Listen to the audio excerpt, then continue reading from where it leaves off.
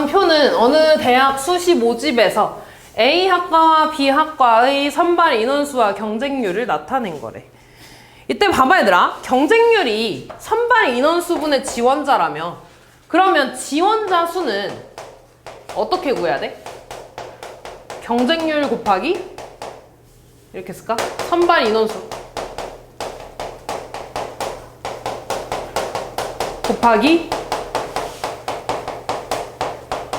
경쟁률이라고 쓸 수 있지 않냐? 됐니? 이때 A학과와 B학과에 뭐 동시에 지원할 수 없으며 이때 특별 전형 지원자 수의 합을 M, A학과의 일반 전형과 특별 전형 지원자 수의 합을 N이라고 할 때 PQ는 얘들아 얘네들을 그냥 PQ 행렬로 쓴 거지.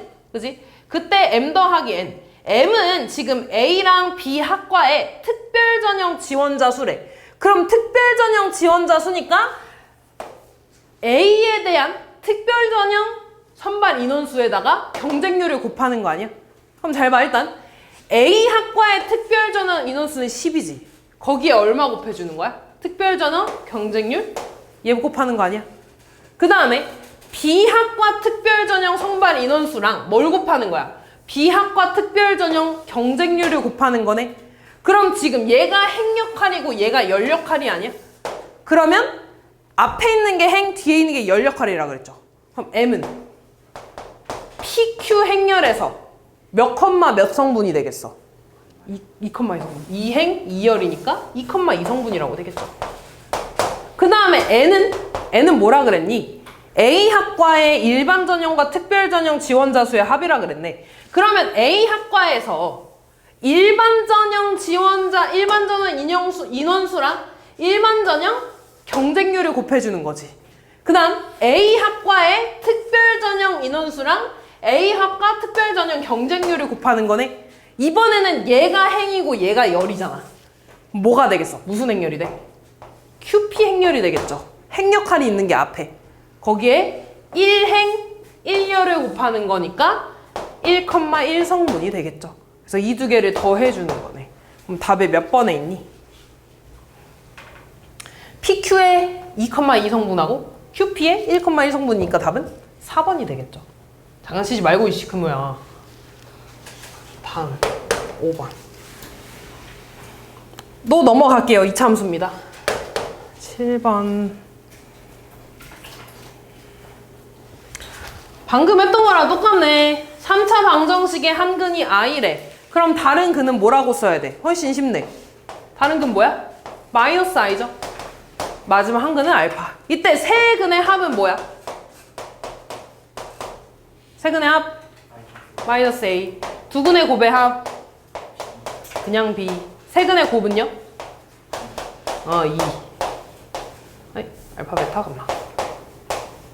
얘들아 세 근의 곱이 지금 2라며 세 근의 곱 구해볼까? 얘네들이 곱하면 뭐야?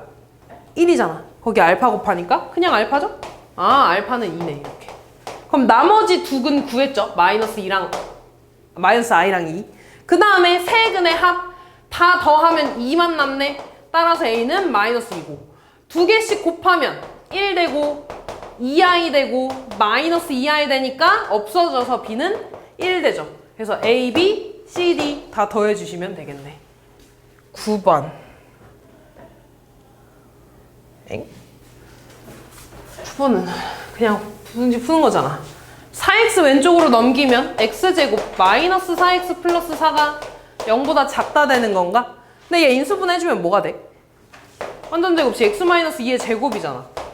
너네 완전제곱식이 0보다 작대. 이거 만족하는 x값이 없죠 당연히. 실수 제곱해서 0보다 작아질 수가 없잖아. 그러니까 해는 없다가 되겠네요. 10번. 10번.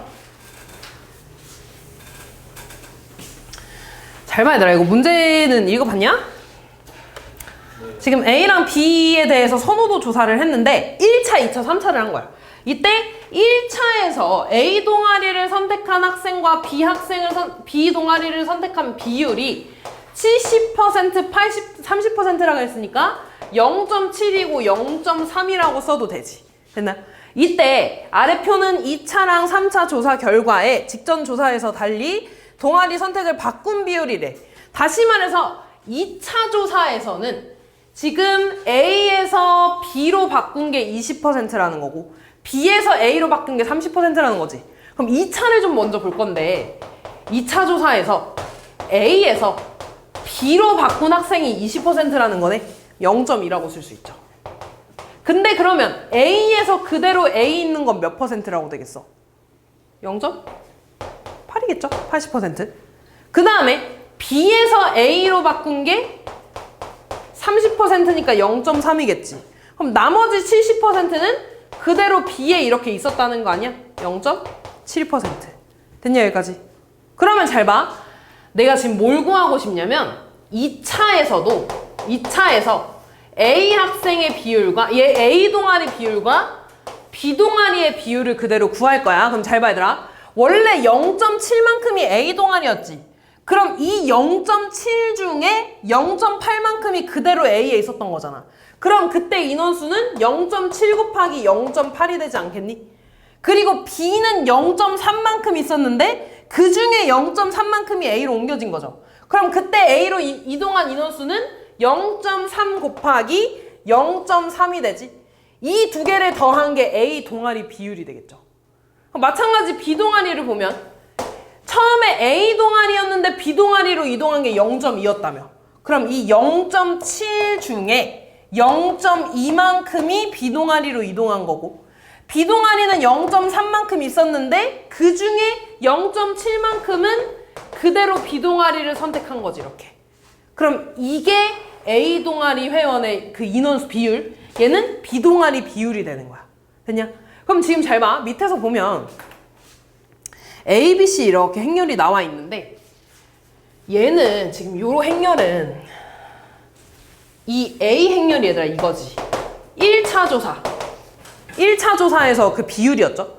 그 다음에 얘는 지금 뭐냐면 바꾼 비율이야. 0.8이라는 건 어디 있어? 여기잖아. A에서 A 그대로 유지된 거. 0.2는 A에서 B로 바꾼 거. 0.3은 B에서 A로 바꾼 거. 0.7은 B에서 B로 된 거잖아. 그치? 그럼 이때 얘는 0.7 곱하기 0.8 곱한 거고 그 다음에 뒤에 거는 0.3이랑 0.3을 곱한 거 아니야? 그러면은 행과 열을 곱했으니까 이 행렬은 어떻게 구한 거냐면 A랑 B를 곱한 게 되겠지. 행과 열을 곱했으니까. 마찬가지로 뒤에 봐봐. 0.7이랑 0.2 곱했으니까 0.2, 0.7, 0.2 곱했고 뒤에는 0.3, 0.7 곱했으니까 0.3, 0.7 또 행과 열을 곱했잖아. 그러니까 A, B 행렬이 되겠죠. 됐냐 여기까지? 그럼 이때 얘를 좀 간소화하기 위해서 그냥 얘를 P라고 좀 하고 얘를 Q라고 좀 해볼게. 그럼 다시 A, B 행렬은 이렇게 PQ 성분이라고 쓸 수 있죠. 얘가 2차 조사 때 비율이야. 됐지? 그럼 이제 나는 3차까지 가야 돼. 3차는 지금 보니까 A에서 B로 바꾼 게 10%래. 0.1이라는 거지. 그러면 A에서 A로 그대로 유지된 건 0.9가 되겠죠. 90%. 그 다음 얘는 B에서 A로 바꾼 거야. B에서 A로 바꾼 게 40%니까 0.4가 되겠지. 그럼 나머지 60%, B의 60%는 그대로 B를 선택했다는 거네. 그럼 나는 이제 3차 조사에서 보면 3차 조사에서 A 동아리는 원래 P 인원수에서 그대로 그 중에 0.1만큼만 A로 나온 거네. 그치? A에서 남은 거네. 그럼 P 곱하기 0.1이 될 거고요. Q는 B 동아리야. 이 Q 중에 0.4만큼이 A로 이동한 거니까 Q 곱하기 0.4가 돼서 이렇게 더해지는 걸 거야. 됐냐? 그 다음 B 동아리 볼까? B 동아리는 P 인원수는 A에서 B로 이동했을 거 아니야. A에서 B로 이동한 건 0.9니까 P 곱하기 0.9 더하기 B 인원수에서 그대로 B로 유지된 건 Q 곱하기 0.6이 되겠죠. 그래서 요 행렬이 각각 A랑 B에 대한 3차 인원 비율이 되겠지. 그럼 이때 얘들아 또 보면 PQ는 얘는 이 P랑 0.1을 곱했네. 됐나? 그 다음에 Q는 근데 잠깐 뭐가 이상한데? 미안 바뀌었네. 얘가 0.1이고 0.9지? A에서 B로 바꾼 거네. 미안, 여기가 0.1, 0.9야. 그럼 얘가 0.9가 되겠죠. A에서 A로 유지된 거. 얘는 여기가 0.1이 되겠네. A에서 B로 바꾼 거. 그럼 얘는 다시 할게. 이때 얘는요. P와 0.9를 곱했고요. 그 다음에 Q와 0.4를 곱했네. 다시 행과 열을 곱했지. 맞아. 그럼 요 행열은 뭐가 되겠어? A, B에다가 C를 곱한 게 되겠죠.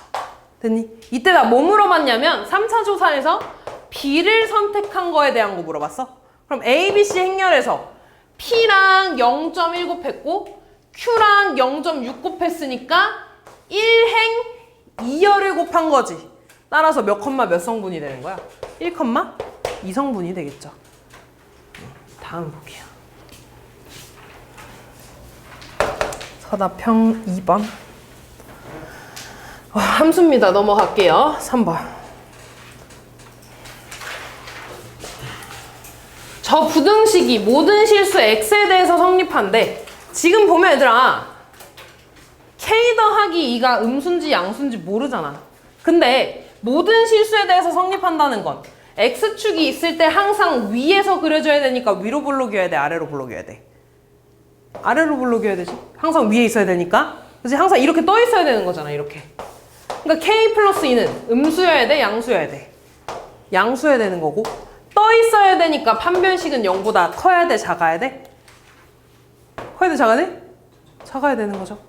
그럼 이때 k가 마이너스 2보다 커야 되는 거고 판별식 써주면 b제곱 마이너스 4 a c 4 약분해주고 전개해주면 k제곱 더하기 4k 플러스 4에 마이너스 4k 마이너스 8이 0보다 작다. 얘 없어지나? 맞냐? 그럼 k제곱 마이너스 4가 0보다 작은 거니까 k 플러스 2에 k 마이너스 2로 인수분해되네. 따라서 k의 범위는 마이너스 2보다 크고 2보다 작다가 되겠죠. 얘랑 공통범위 찾는 건데 어차피 공통범위는 얘가 되겠지. 얘는 마이너스 2보다 크면 되는 거니까. 근데 잘 봐. 얘가 지금 그냥 부등식이라고 되어 있잖아. 2차라는 말이 없죠. 그 말은 k 플러스 2가 0이 돼도 돼? 안 돼? 되는 거야. 그럼 k 플러스 2가 0일 때도 봐야지. k 플러스 2가 0이면 얘 사라지고 얘 사라지니까 남는 게 뭐야? 4가 0보다 크다네? 항상 성립하는 거지. 따라서 k 플러스 2가 0이 돼도 되는 거 안 되는 거야? 되는 거야. 그러니까 k가 마이너스 2면 무조건 식이 이렇게 나오니까 항상 성립할 거잖아. 그러니까 여기에 마이너스 2에 등호까지 붙여주셔야겠죠. 그래서 앞에 부등식일 때 2차라는 말이 있는지 없는지 잘 봐줘야 됩니다. 다음.